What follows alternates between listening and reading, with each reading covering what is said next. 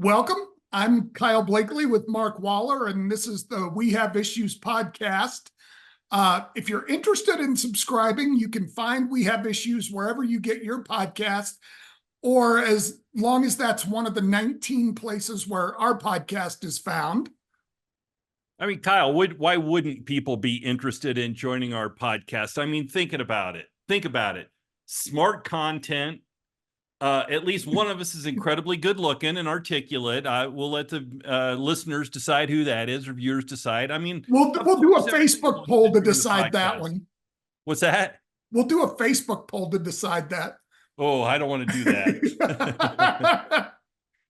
Of course, everybody's going to want to join. And they're also going to want to join our new Facebook page. We created a Facebook page out there that's called We All Have Issues, kind of a play on the podcast, but we know that we all have issues out there. It's, which by the way, we started it, I think 24 hours, we had over 600 followers. That was pretty incredible. And we're closing in on 800 right now.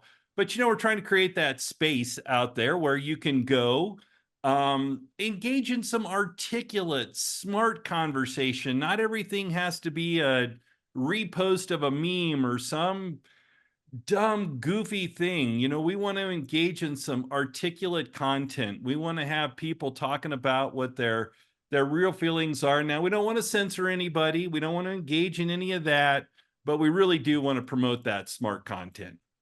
Yeah, I hope it goes that way. I'm kind of looking forward to seeing what some of the conversations are, and hopefully, again, just very civilly talk about some of the big issues.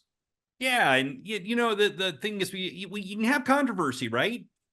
But controversy can be civilly discussed. It doesn't have to go to name calling and the Karens of the world popping up and saying snowflake kind of stuff. I mean, it's just absolutely ridiculous, some of the content that's out there. But I know that we have a lot of incredibly smart listeners. I mean, shoot, I think we've had just in the last few weeks, I don't know, 3, 4, 5,000 impressions from people who have been paying attention to the content we're providing. So we know there are a lot of smart folks out there that have a lot of important stuff to say. And looking forward to hearing that, incorporating it into the podcast, and hopefully getting some better conversation going.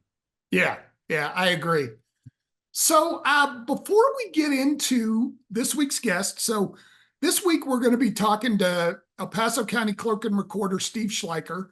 He's going to come on and talk to us about last week's primary election and election security. So I think that's going to be really interesting. And we've talked to Steve before, and he's a great guy. And so that'll be fun. But before we jump into that, I really want to talk a little bit about a couple of big issues from the last week.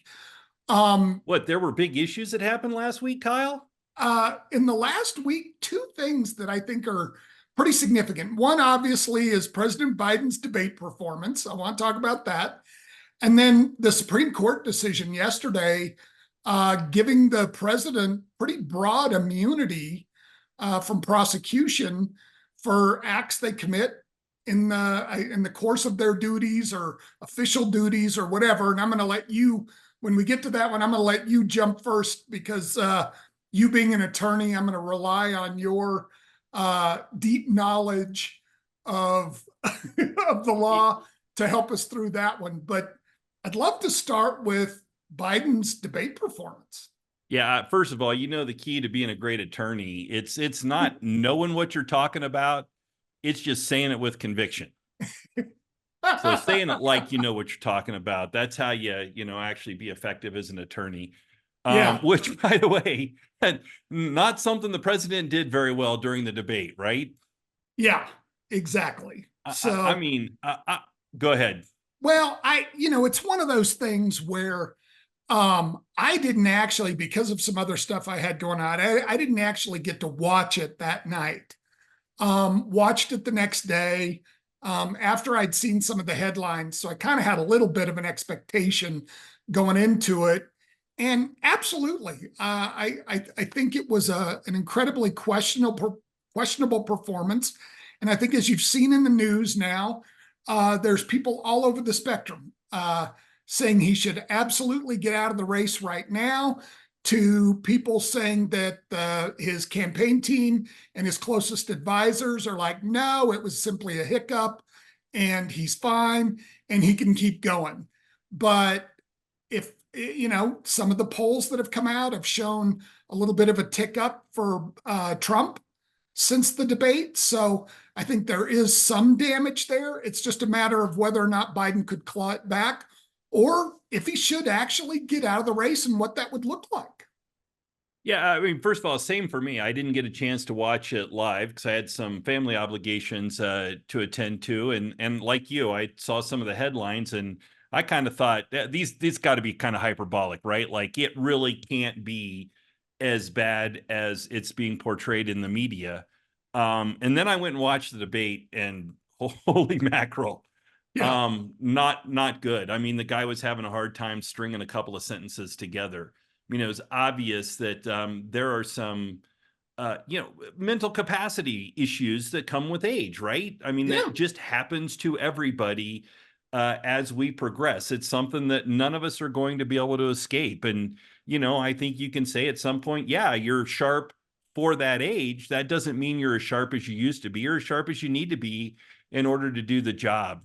And Yeah. let's face it, I know that there are about a million people out there on Facebook that think they can do the job better than either one of these candidates.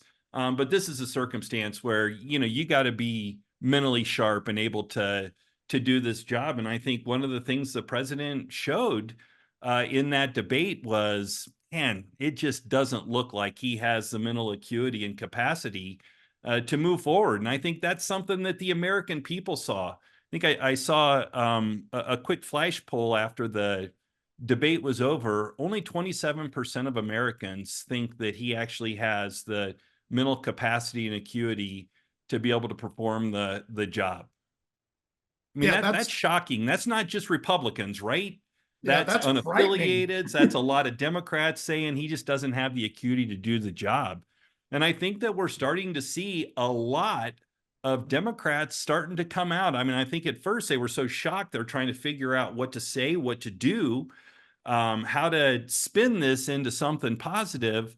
But I think we're starting to see some of them, some, sitting legislators, some former legislators, even some governors now, some Democratic governors are coming out and saying, listen, we got to have a new plan because this isn't going to work. Yeah. Um, And the clock's ticking. So, I mean, if they're going to do something, I mean, I realize you could do it before the convention or after the convention. Obviously, every minute you get closer to election day is riskier. So there's got to be some kind of a decision here pretty soon. well, And I think the polling data says they have to do something and something different. I think the race was pretty close going into that debate. And by the way, um, I think the expectations were pretty low for President Biden, but they were even much worse than I think people expected it to be, which really created this disaster. I just saw a poll today that says Trump, has somewhere between a 6 and 10 point advantage over Biden in some of those battleground states now.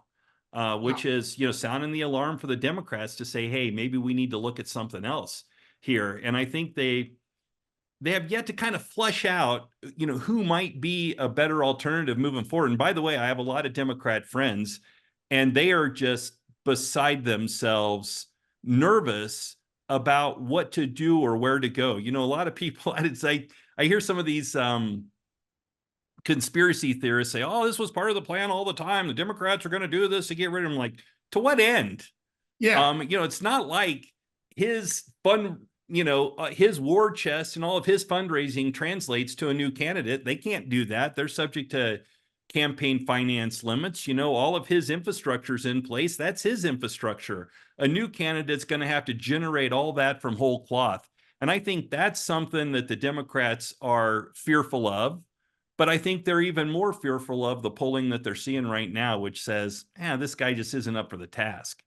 yeah, yeah. And so if he jumps out now, it goes and says, releases all of the delegates he's acquired through the primary season, and basically makes it an open convention. For the Democrats, that is, they would all make those decisions right there on the floor. Which isn't unheard of, right? I mean, No, Abraham Lincoln never would have been president but for a contested convention.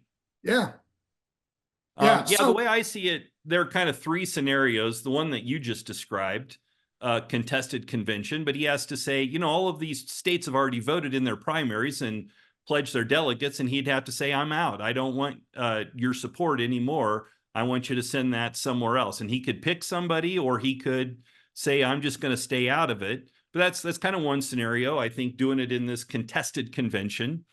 Number two, I think the other option is, wait until after the convention is over and he's selected and he steps out of it at that point, then that triggers a whole other set of criteria for the Democrats to choose their nominee. Or, and I think this is the one Republicans are probably most fearful of, and that's he stays in and wins the election and then steps down. And in that circumstance, Kamala Harris ends up becoming the president. yeah, yeah. If the middle one, I believe if he does it after the convention, the Democratic National Committee, with like consultation with governors and some other individuals, can make that decision if it's after the convention.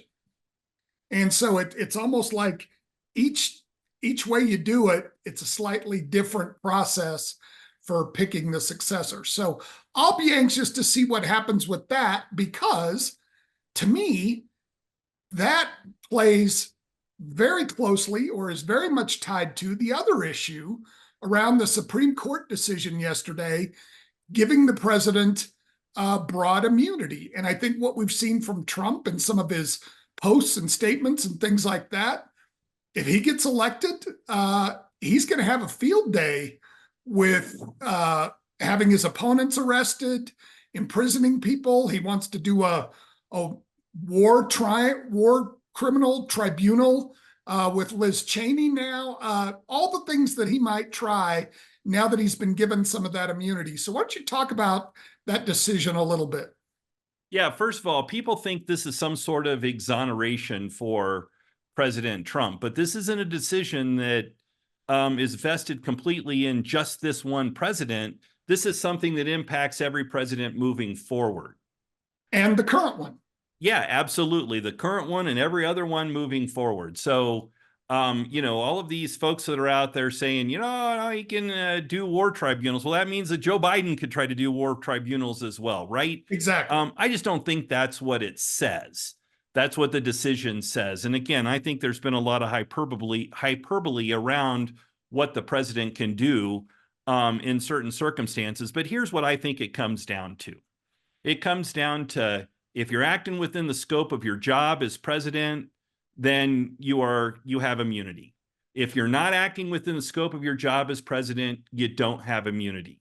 And it comes down to then deciding, and courts are going to have to create a test to determine whether the president is acting within the scope of their job or not. So I saw somebody post out there, oh, Trump's completely exonerated. All these cases are going to go away. Nothing bad's going to happen to him anymore. No, that's not the case at all. What's going to happen is the issue then goes from the Supreme Court back to the state court or the federal court, wherever it was. And then that judge has to make a determination, hey, was the president acting within the scope of his authority? Then that decision might get challenged at an appellate court level and elevated, and then you have an appellate court. I think that we're going to see a lot of law made out of this. I think that we haven't seen the last of this in the U.S. Supreme Court.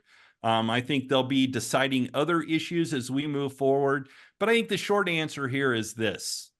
We didn't create a king when the Supreme Court made this decision, didn't create an opportunity for the president to go out and assassinate people in the middle of the streets. What the court did was said, listen, acting outside of the scope of their authority as president, they don't have immunity. If they are, they do. Lower courts, you figure that out. That's what it means. Good.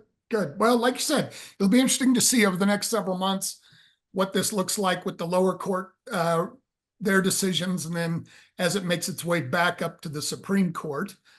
If you can see by my background, I'm actually not at home today. I am actually at Camp David, talking to the president and his family and advisors about whether or not he should stay in the race, and probably have an opportunity to talk to him about the Supreme Court decision too. So Well, after we talk to Mr. Schleiker, I'll be back back doing your duties. Actually, I'm sorry, I forgot to bring that up. You're allegedly at Camp David. We know you were broadcasting when we did primary night. You said that was from Mar-a-Lago. Yes. But everybody knows that looked a whole lot more like the Kremlin than it did Mar-a-Lago. And perhaps if you had not been at the Mar-a-Lago helping President Trump on election night and had been at Camp David, maybe this debate would have gone a lot better. I don't know. True. But I hey, was probably helping the wrong candidate that night. We could save that for another time. It looks like we got our buddy Steve Schleiker is in the waiting room. I'm going to go ahead and admit him now. Well, nice. I'm excited to hear from the clerk and recorder about the election.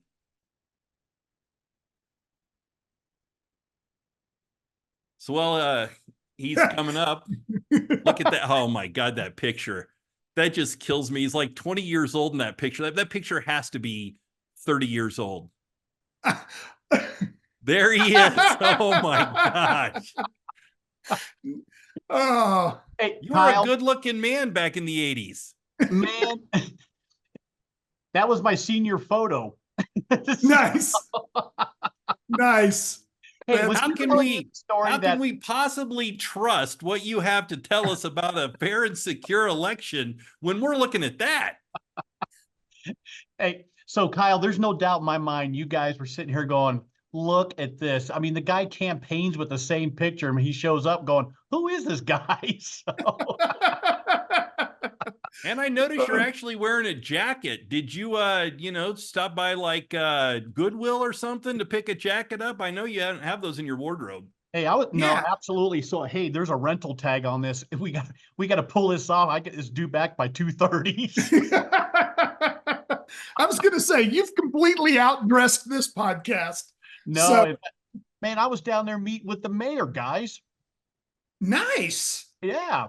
Well, Kyle's, as you can tell by his background, he's at Camp David meeting with the president right now. So you take time out to do the podcast. Just doing a little consulting on whether or not he should stay in the race. Uh-huh. Yeah. I'm like, man, wherever Kyle's at, that's where I want to be. Yeah, that's, but they don't allow official photos of the buildings and housing and everything. So I had to turn the camera around into the forest. So that's, yeah. But well, trust me, the president's just right over here. He'll probably be wandering around in the background at some point, looking aimlessly lost. Oh, there was a comedian, Mark. I tell you what, though, I had to laugh, and he's like, you know what? He reminds me of a Roomba, where he's just going across the floor. It's like, I'm going, oh man, it's just getting bad. So yeah, it really is. It really is. Well, man, thank you for joining us today. It's very, very good to see you again. This is your second time on the podcast, and so you're actually smiling.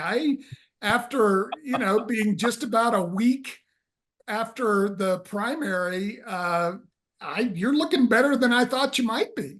Yeah, I mean, Kyle, it was a really good election.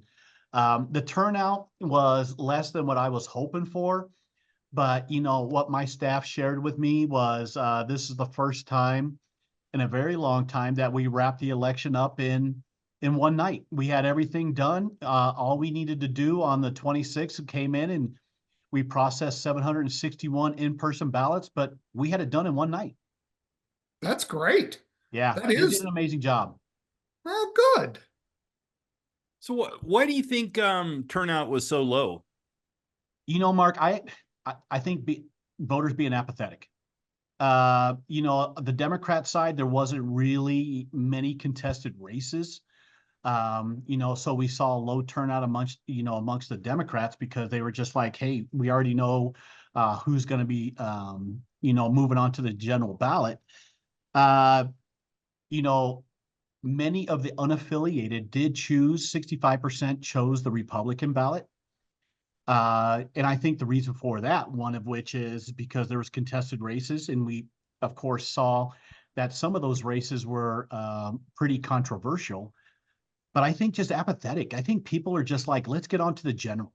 But yeah, we had a 29% turnout, which is nowhere near what I was hoping for. I was hoping for about a 40% turnout. Well, and it was 40% 4 years ago.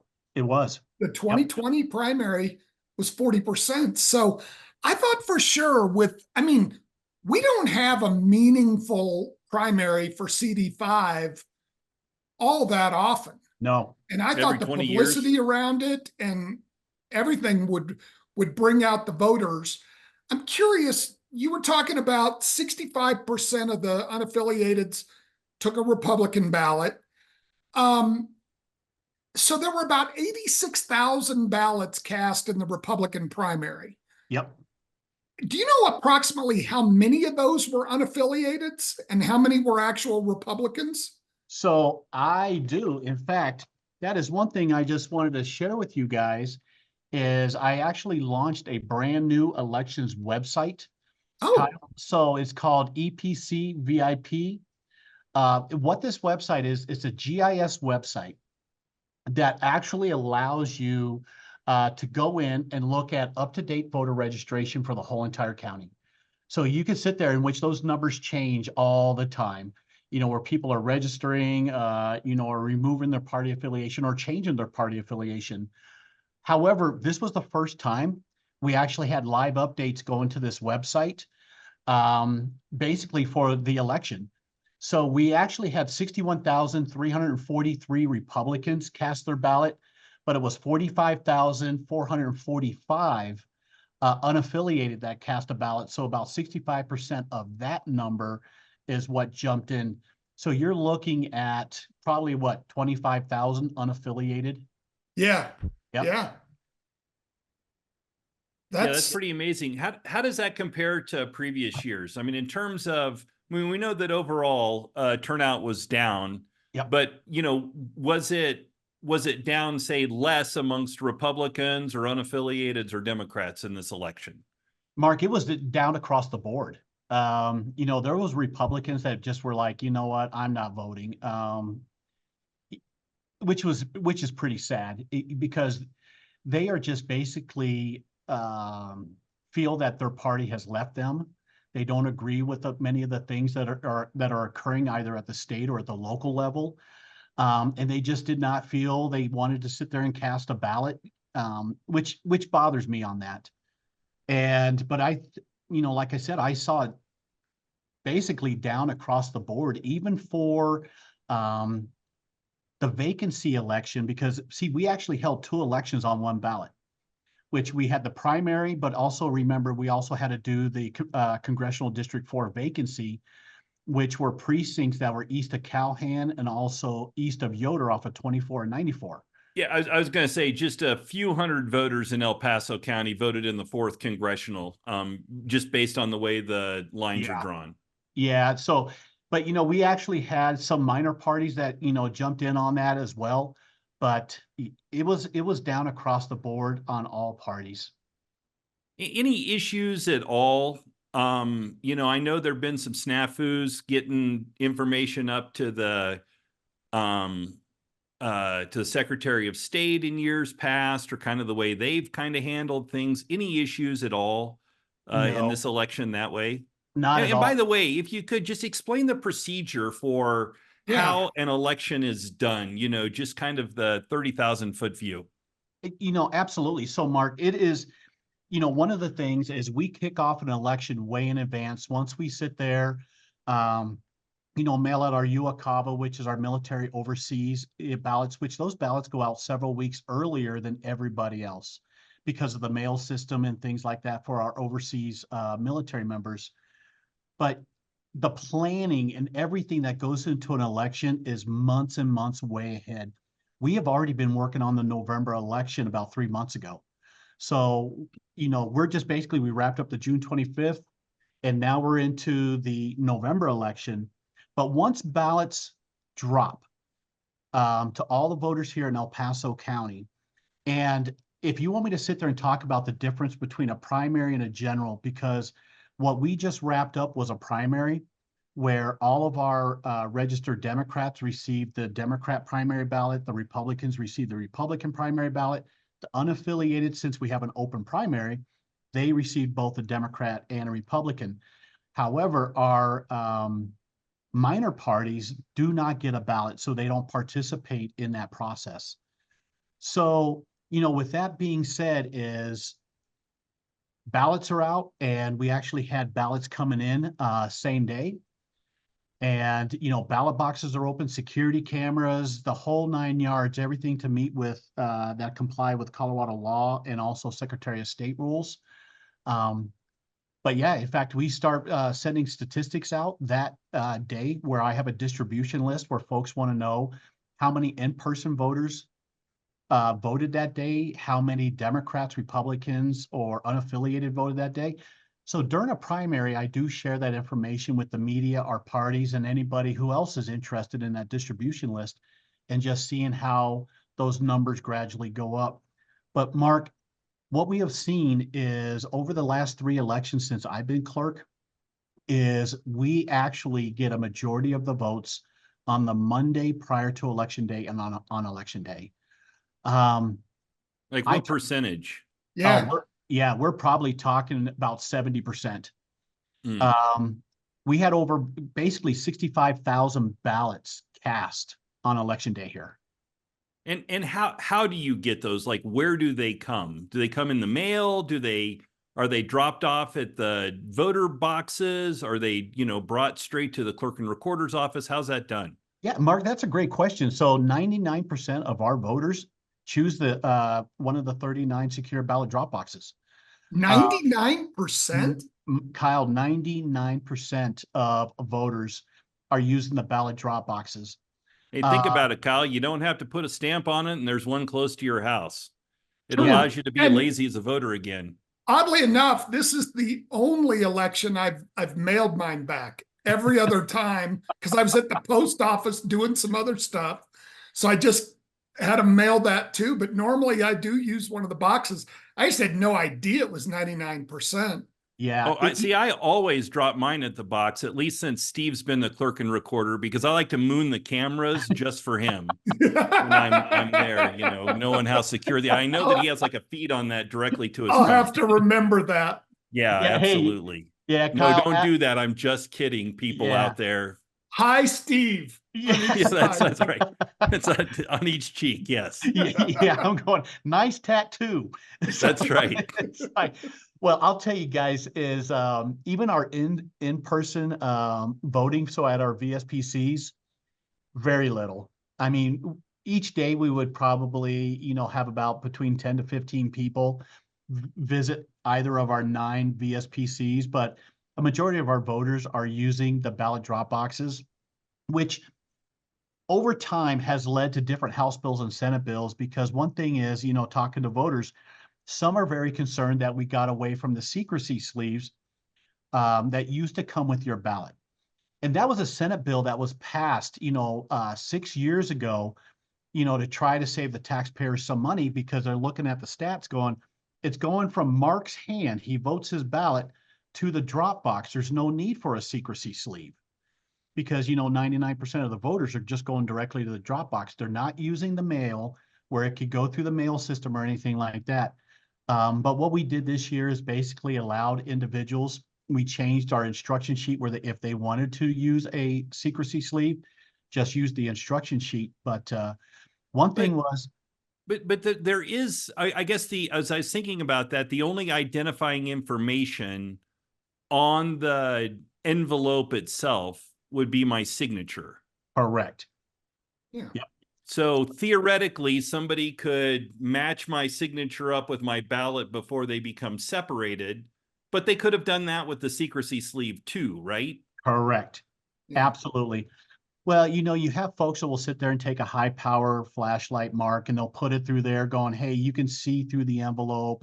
You can see, the votes I cast, there's no more, anonymity or anything like that. But, I'm sitting here just going, I don't see anybody at the USPS stopping everything and just pulling a ballot out, one single ballot, and taking a high power flashlight to look through it, you know, nor at a ballot box or anything like that. So it's just, Listen, I'm proud to say I voted for Steve Schleiker all 3 times I voted. So no, Yeah. I'm kidding. Yeah. I only was able to vote twice, but I voted for him too. Kyle, I saw you running around with 2 I voted stickers. I was going to ask that question. Yeah. But That's you know good. what, though, guys, I will tell you this is June 25th was something else. But Mark, I turned 55 on election day. So it was my birthday on election day. And I was like, man, I got about 130 some thousand folks showing up for this.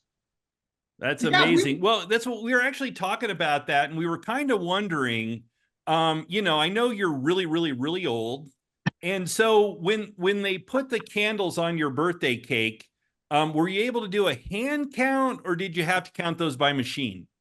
You know what? I tell you, I pulled my shoes off. It was pretty uncomfortable around here. So, but I was actually doing a hand count on that one, man.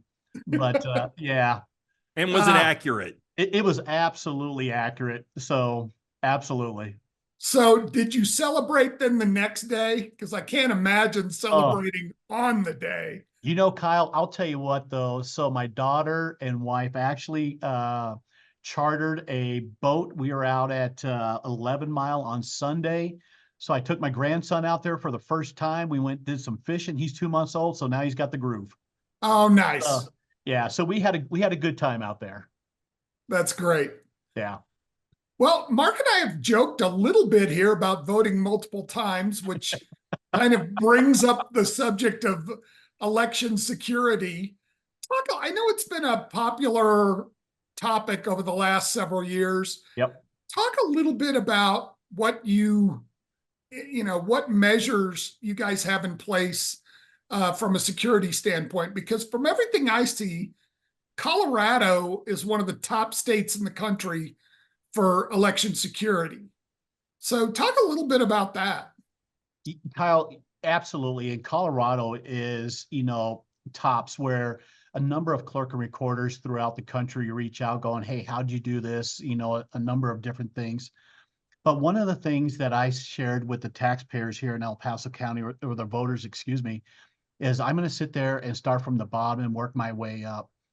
And I started with the voter rolls. So within the first month, Kyle and Mark, when I became clerk and recorder, I signed a contract with Experian, which we all know is the national organization for credit. And the reason I did this is I was looking at a number of the undeliverable ballots that were coming in and really not getting much information from the United States Postal Service. But I recognized also, as being a former county assessor, everybody needs credit. If it's, buying a bedroom set, a house, a car, an engagement ring, whatever, everybody needs credit. But what Experian has is their primary address. So within that month, I sent over 471,000 voter records to Experian, but I did exclude all of our confidential voters and also all our UACAVA and overseas voters. So the only thing that was sent, there was no confidential information, was first name, last name, mailing address. Sent that to Experian, and within 24 hours, I got my report back.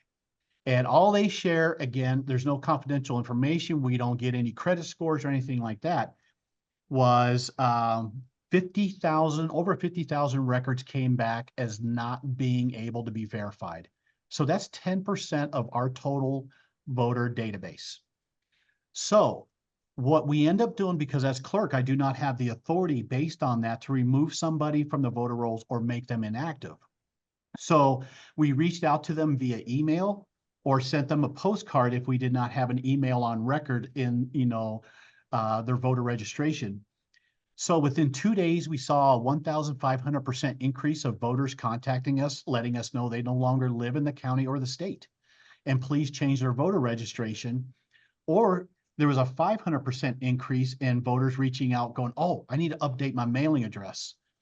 So what has happened is we have taken the undeliverables from the 2023 November coordinated election.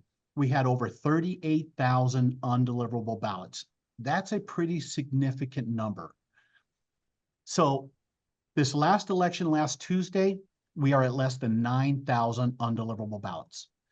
So Wow. I have run 2 data sets to update this information, and we're right now reaching out to voters for the general election, making sure everything is good to go. But Kyle, I'm the only clerk in the state of Colorado that's doing this.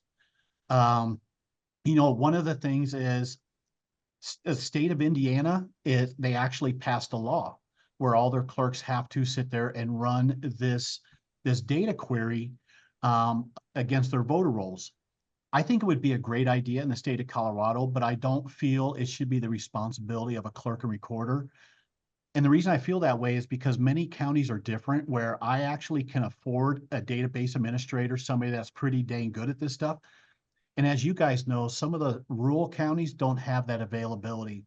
To me, this should be done at the Secretary of State level, where they sit there and do that. But I will tell you is the last query that I did is we had less than 20,000 that could not be verified.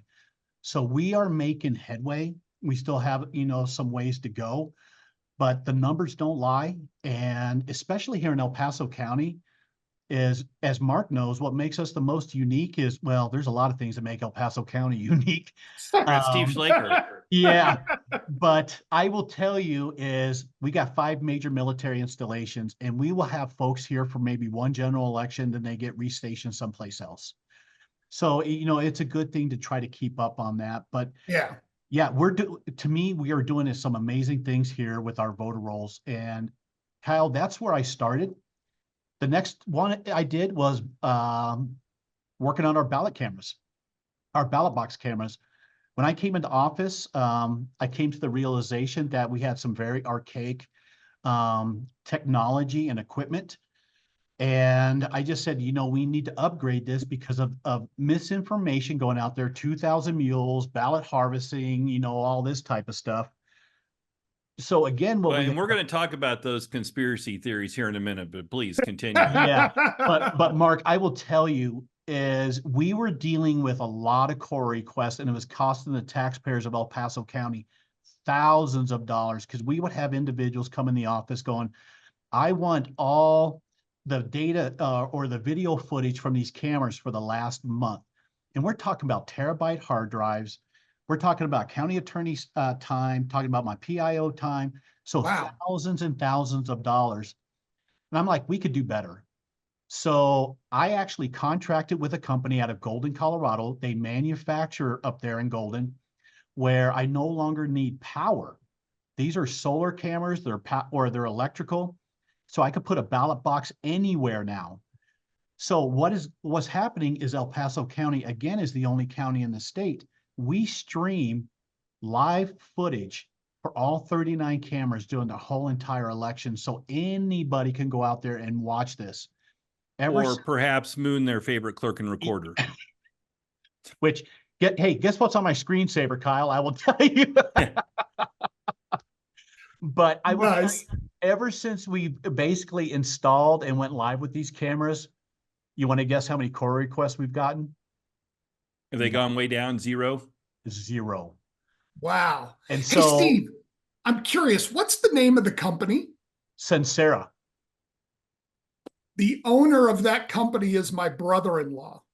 Are you serious? Yeah. Obvious conspiracy here. Yeah. Obvious conspiracy. But Kyle, I will tell you what. Great company. There's a young lady who absolutely, I don't know why, but she thinks the world of us, but she's our rep out of Sincera. And what has happened is, I reached out to her. I said, hey, you're going to start getting some phone calls, because now Pueblo County has gone with the same system. Douglas County is going with the same system. There's a number of other counties that are now looking at it. And I said, call Sincera. But to me, transparency is huge. Yeah. And the misinformation people are talking about ballot harvesting. And when somebody says, hey, people are, harvesting ballots and doing this and blah, blah, blah. As clerk and recorder, I'm going, prove it. You have the tools at your fingertips, prove it. Yeah. But it was an absolute great move for the county and this office. The other thing that we ended up doing is I went to bid on a brand new contract for our ballot printing and ballot mailing. That was another very touchy subject with the Board of County Commissioners 2 years ago, where we had a contract with a vendor where a former county commissioner, secretary of state sat on the board. So I went to bid on this and basically, shared no elected official, no former elected officials allowed to be on the panel. They came back to me, said, Steve, we're moving on from our vendor. This new one is going to be great. Best decision ever. So we are now contracted with a company called K&H. They're out of Everett, Washington, which is about an hour and a half north of Seattle. And they now provide me a system where I can track your ballot the moment it's printed. I track your envelope the moment it's printed and inserted and in transit from Everett to here to when it shows up to the USPS station there at the docks on Fountain Boulevard. When it's processed through USPS to the moment it's dropped in your mailbox. So when a voter calls me and says, Steve, I have yet to receive my ballot, I pull up their voter ID or their name in the MARS system. And I'm like, well, it's on the truck. You're going to have it in your mailbox today. To me, that's what everybody wants to know, is just accountability and understanding, hey, we know where these ballots are at. Yeah. The other thing that I like about it is there was some misinformation put on Facebook during our presidential primary. And this person basically put on there that they received their ballot with three ballots inside the envelope. So I called up K&H, knowing that the security cameras, that every ballot and every envelope, there's a video attached to it showing that one ballot was printed and one ballot was inserted in the envelope. So we went to the security footage based on that voter ID, we pulled it. I went ahead and uploaded that to Facebook, and within 2 minutes, that story came down. Nice. Well, speaking of that, we want you to refute some of these. There's a lot of conspiracy theories out there on Facebook, many other places in the internet. Most of them are out there because we put them out there. So we want to give you the opportunity to refute some of these. And the first now that I have a little bit more evidence about my comrade's connection to the ballot printer, there's a very popular conspiracy theory out there. Which needs a little bit of setup. Which, by the way, election night, you obviously didn't get a chance to watch the podcast. I'm guessing you were a little busy doing something else. But my comrade there had his background. He's at Camp David today. He had this big palatial palace as his background, and he claimed it was Mar-a-Lago, where he's helping President Trump out with debate prep. He probably should have been at Camp David helping the other guy out with debate prep, but we'll leave that for the minute. But it really looked a little bit more like, I don't know, the Kremlin to me. Yeah. And so there's some conspiracy theory out there, perhaps started by myself or not, that Kyle, actually with the help of Vladimir Putin and now his brother-in-law, that we obviously know that, Don't drag him actually into conspired to change the results of the primary election. Can you disprove that? Absolutely. Mark, there are a lot of conspiracy theories, and I will tell you, let's hit the big ones. Let's talk about the internet. Folks are like, you know what? I'm going to go on the internet. I can change all this stuff. Mark, not in El Paso County. All of that equipment has been disposed of. The office purchased new stuff, new tabulation machines. So none of these machines have a network interface card, an ISP, a modem, And we all know you have to have certain things within a central processing unit to be able to connect to it, either, a wireless or, a cable, but there's none of that. You know, it's a counter is basically what it is. The other argument is, okay, you know what? You got rid of the internet. What about your thumb drives and jump drives?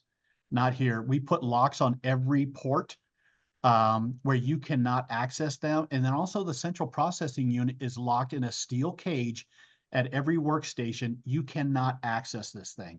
So there's only one person that has a key, and it ain't Steve Schleiker. So basically the internet, It's Kyle Blakely, clearly. Yeah, yeah, it's me, but yeah. The other thing though too is, let's talk about the other misinformation. Well, I got a couple of them here. I mean, I'm gonna feed them to you as we go along. I appreciate that. The other one is that I don't know if you're familiar with the movie The Terminator and Sarah Connor. He had to Terminator went back in time to eliminate her so the machines could rise up. I think in this scenario that I saw online, she actually wasn't successful. And so the machines have actually become sentient, and they just flip the results as they want. Some sort of algorithm or something built into it that actually flips the results. It doesn't have to be connected to the internet. It's just something that the company who wants to, ensure the outcome of the election, or the AI, or the, whoever it is, the robots that are engaged in the uprising, want to put some software into the machine to cause it to flip the results. How about that one? Well, if you and I are starting to think alike, we may want to go get some counseling, Mark, because that was going to be the next thing, is talk about these algorithms. And I will tell you, is before an election, we have to run a logic and accuracy test. If you do not pass this test, you cannot coordinate an election. So what this involves is basically a 3-step process. Is we get test ballots provided by the Secretary of State with already known answers, a known outcome to the election.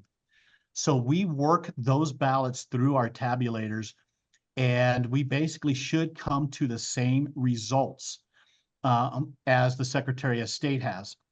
The other thing that also happens is we sit there, allow the judges to cast ballots. Here's 25 ballots. Vote it any way you want. And we run it through the tabulation. We get that report. And then once that report's done, Mark, we hand count.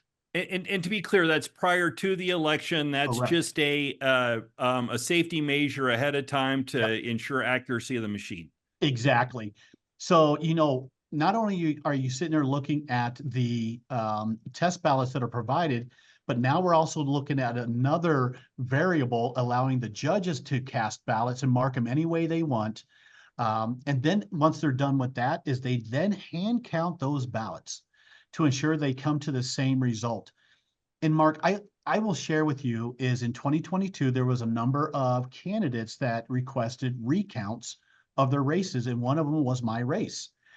And the same thing happened where they went through, those candidates cast ballots.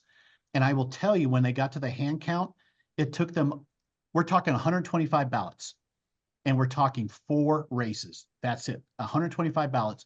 Took them over 2 hours and 7 attempts to get to the right answer. And so, when people are talking about hand counting, things like that, it's just, I kept the time and I was watching the mistakes that were being made. Folks were just not paying attention, or they get tired, or somebody forgets to make a mark. It happens all the time. And it took them 7 attempts and over 2 hours to do 125 ballots. Yeah, wow. Boy, count hundreds of thousands, extrapolate that out. Yeah. How about this one? This is one of my favorites. This is, you get this from candidates a lot. Hey, I was out knocking on doors, and I know all of these people that told me they were going to vote for me, which, by the way, Kyle, Steve, the only vote that you can count on is yours. It's the one where the person puts their hand on your shoulder, squarely looks you in the eye and says, "You're an asshole. I'm voting for your opponent." That's the only vote that you can actually truly count on. Yep. Right? So, but you have all these people that say, I was out knocking on doors. All the feedback I was getting great. I couldn't have possibly lost by this much. obviously the machine flipped the results. Now, some people say, yeah, that might be ridiculous. Like, nobody in their right mind would say that.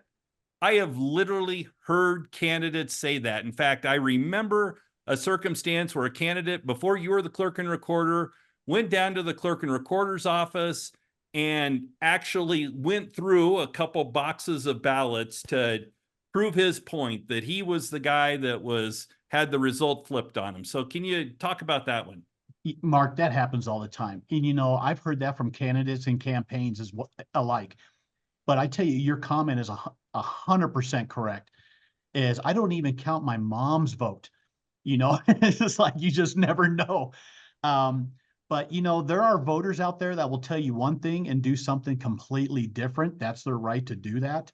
But at no time is we've had individuals that have come in here, said the same thing, and sit down and just basically is like, hey, here are the results. I welcome people.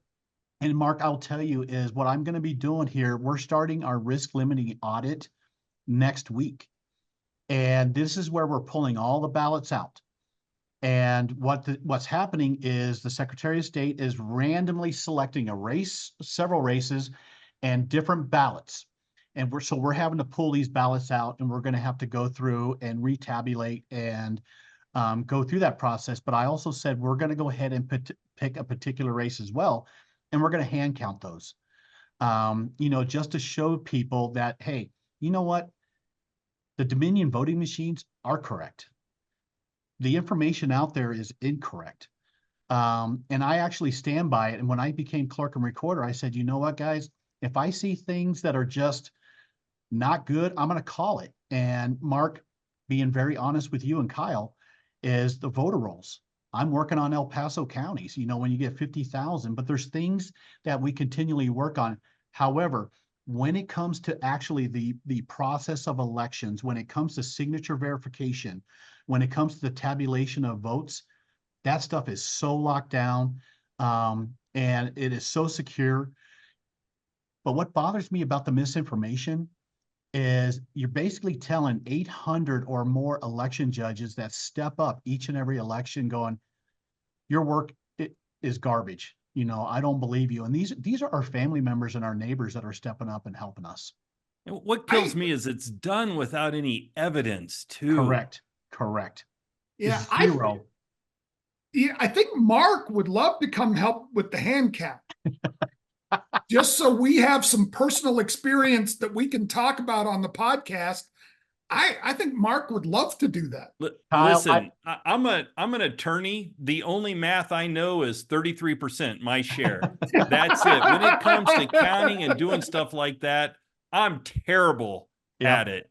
Would rather have the rise of the machines do that for me. So maybe that's your opportunity, Kyle. Well, Mark, I actually have something, guys. I'm really, really thinking about doing this. And, I was talking to my deputy today. Yeah, exactly. Where I'm going to reach out to every one of the candidates that have made the November ballot and the media, and we're going to sit there and do a mock election with them. Show them the entire process before the November election. So that way there's no disinformation, election denials or anything like that. It's like, hey, we're going to go through the whole entire thing of how a ballot box, the ballots from a ballot box are brought in, the ballots from a VSPC are brought in, the signature verification piece and the tabulation piece. That way they can see firsthand and also build confidence as they go to the November election. Yeah, that's a great idea. So basically, bottom line here is this. The June 25th election, safe, secure, and accurate. Yep. Every confidence that the November election is going to be safe, secure, and accurate. Absolutely. Mark, that is one thing that all the changes we have done, and there's been numerous changes, have been geared towards the November election. There are a number of things I will talk to you guys about as well, is cybersecurity. We have so many resources here in El Paso County. I have partnered with CISA, which is part of the federal cybersecurity, and Northcom. So these guys actually have their finger on the pulse looking out for me, my staff, and judges and voters going, Steve, things are looking good. I'm not seeing any social media traffic, blah, blah, blah. But these are guys that are actually out there just, you know, they've got the watch. So these are relationships I have built here in El Paso County to make sure everything is good to go for our voters here. That's great. Yep. That inspires a confidence in me. I'm happy to know that my ballot, all three of them are being counted accurately. So no, I'm kidding. I'm kidding. I'm kidding. I'm kidding. It's a joke. I'm kidding. Well, Mark, I'll tell you what, there's a clerk and recorder several elections ago that was out on the media doing an interview and says, vote and vote often. Yeah, vote early, vote often. I was like, oh my gosh. So, Did they get reelected? yeah. And I'm going, man, oh man. I said, just keep that stuff north of Monument Hill. It's like, so, yeah. How funny. Yeah. But I'll tell you what, though, guys, I couldn't be more proud of the staff because when I came in, I threw out these crazy ideas and they had complete buy-in and they're like, Steve, we got you. Let's go. And in 18 months, we have completely revamped the election process where we not only meet current statute, we're exceeding the statute. And an example, Mark, is with our camera systems, is we have to keep that video footage for 25 months. But with our new vendor, I have it in the cloud for 10 years. So if you ever sat there and said, I want to go back 8 years and look at the footage of that election and stuff, we could still pull it down from the cloud from 8 years. So we are exceeding nearly every statute. That's great. Well, yeah. I hope after your term limited here, you think about maybe Secretary of State, because I know I'd vote 3 or 4 times for you. So. And Kyle, I'll tell you this is, I put a good team together and it would really be unfair to leave these guys after I put them together. But after this term, you know what, is I'm going to retire. I don't want to get that reputation of going from office to office to office. So I think I'm pretty good. I just hope when I walk out the door that Mark will look at me going, all right, that dude actually did have an impact. He surprised me. So for a guy who didn't own a jacket, he did a pretty good job. Yeah. Yeah. Kyle, there's a story to that because when I would go, Mark was the chair of the BOCC. He's like, hey man, you ever wear a suit jacket? I said, where's yours? Is it on the back of your office door? I'm gonna go grab it. But Mark and I had a great relationship when he was chair, and I miss him down here. Yeah, I appreciate that. It's good when you get to work with good people, and more importantly, good people who don't take themselves too seriously, but take the job seriously and try to do what's right for the constituents and the people of the community. Yeah, Mark, when I came here, I just basically shared with the staff, hey, let's be loud. Let's not let people steal our voice like what I felt happened a couple of years ago with misinformation. Let's be proud of what we do and let's lead. Because I found that El Paso County was like, well, let's do what Boulder's doing or Jefferson County or this. And I'm like, absolutely not. You guys have the stage. Let's lead. Let's have them go, man, we need to do what El Paso's doing. And in 18 months, this gang has absolutely done that, where we now have counties going, man, what they're doing, let's follow what they're doing. That's great. Love hearing it. Yeah. Well, Steve, thanks for joining us again. This has absolutely been great. I tell you what, you guys scared my my deputy when it says we have issues with El Paso County Clerk and Recorder Steve Schleiker. See, she was going, who's got issues with you? I'm going, it's a podcast. Trust me, Kyle and Mark are good. All is good. So maybe we could do this, and then we'll let you go. But maybe we have you come back maybe before the election, talk about all of this stuff again, all the security measures that are in place. And then we'll have you on after the election to maybe talk about how it went and lessons learned and how everything, was done accurately. Yeah, Mark, that would be a great thing because the election we just finished up is nowhere near what we're going to be doing for the general. And an example of that is for this one, we did 9 VSPCs. For the general, we're going to have 40 in-person vote centers. So it's night and day of what we're going to be doing and things like that. So I would absolutely love jumping on and getting with you guys before and after. That'd be great. Awesome. Kyle's good to see you, sir. Good to see you, and take care. Absolutely. Mark, good to see you, my man. Thanks, my friend. We'll talk to you later. All right. Bye, guys. Bye. Take care. So that was good. Wow. I always like talking to Steve and learning a little bit more each time about how the elections are done, and gives you a lot of confidence in the quality of the elections we have here. You know, the thing I love the most about him is, one, he takes the job seriously. He's an incredibly smart guy, knows what he's doing, jumps in with both feet to make it happen and happen right. A lot of integrity there. But he also doesn't take himself too seriously. And I just think that's, that's the whole model here, right? That's what we're about and what we're doing. And I think he exemplifies that, and I love it. Yeah. I thought that was great. So, all right. So is there anything pissing you off this week? Kyle. You should know better than to ask that question. Of course. There's always something pissing me off. Speaking of which, it kind of relates to these people taking themselves too fucking seriously. Jeez. My God, it's the Karens of the world that are out there, these snowflakes. You know, we start this new page, this Facebook page, like our faces are literally on the page, right? Yeah. So, hey, we try to promote it. We try to let folks know kind of what it is we're looking for. Say, we're not going to censor you. We're not your mom. We're not going to take content down. But here's some ideas. Here's some things that you can think about if you want to. Yeah. 2 of which are just don't be a dick. Yep. Right? Be courteous to people. Be controversial, but you can be courteous.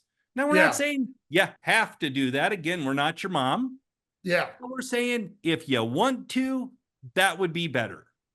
It would be better. What happens? 99% of the feedback we get on that post kind of giving suggestions, and literally we say suggestions. Yeah. 99% of the feedback, incredibly positive. Wow, I'm starved for this kind of content. I want smart content out there that's just not calling people names and making up evidence.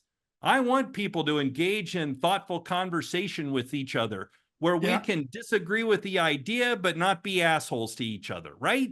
Exactly. 99% of the people agree with that. What do you have? A couple of those folks out there, though. You're making rules up for me. Why are you making rules? Go back and reread it. We're not making up rules. We gave you some suggestions.